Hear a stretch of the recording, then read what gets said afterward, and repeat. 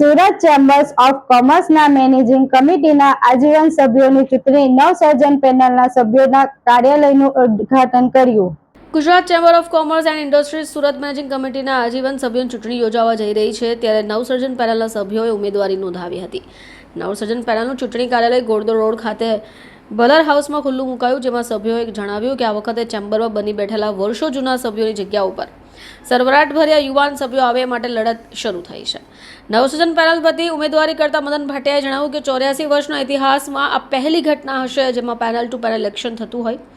નવસર્જન panel આ વખતે ચેમ્બરમાં વાડી પાથરીને બેસી રહેનારા લોકો સામે લોકશાહી ઢબે લડત આપી રહી છે.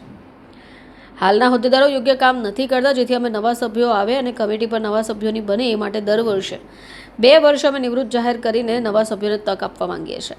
ધર્મેશભાઈ વેકરિયાએ જણાવ્યું કે અમારો ટાર્ગેટ છે કે આવનારા 2 વર્ષમાં લગભગ 25,000 નવા સભ્યો ઉમેરાશે. અલગ અલગ સેક્ટર્સના ઉદ્યોગમાં તમામ ઉદ્યોગોને સરખું પ્રાધાન્ય આપી ઉદ્યોગોના પ્રશ્નો નિવારણ માટે યોગ્ય જગ્યાએ રજૂઆત કરવામાં આવશે. વિવિધ ક્ષેત્રની કમિટીઓમાં કમિટીના એક્સપર્ટ લોકોને સ્થાન આપીશું. ચેરમેન અને વાઇસ ચેરમેન બનાવી શ્રેષ્ઠ અને તક અપનાવીશું. નમસ્કાર, મારું નામ ધર્મેશભાઈ પરસોત્તમભાઈ વેકરિયા છે.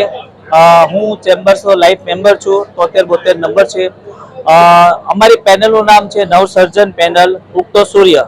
આ પેનલ ઊભી કરવાનું કારણ જ એ છે કે દરેક વર્ષે ચેમ્બર્સ 85 વર્ષથી ચેમ્બર્સ છે ચાલી આવે છે, પરંતુ દરેક વખતે ઇલેક્શન હોય અને એમાં સમજાવીને બેસાડી દેવામાં આવે છે નવા સભ્યોને, અને જૂના બની બેઠેલા 15-20 વર્ષથી જે સભ્યો છે એ જ લોકો રિપીટેશન થયા કરે છે.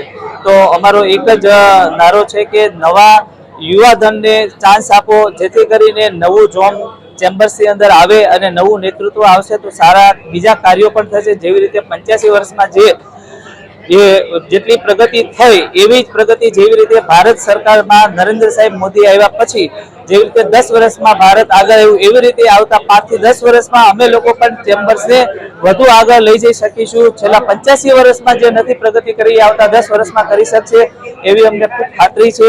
એટલે નવા લોકોને ચાન્સ આપો, જેથી કરીને આગળ વધી શકાય.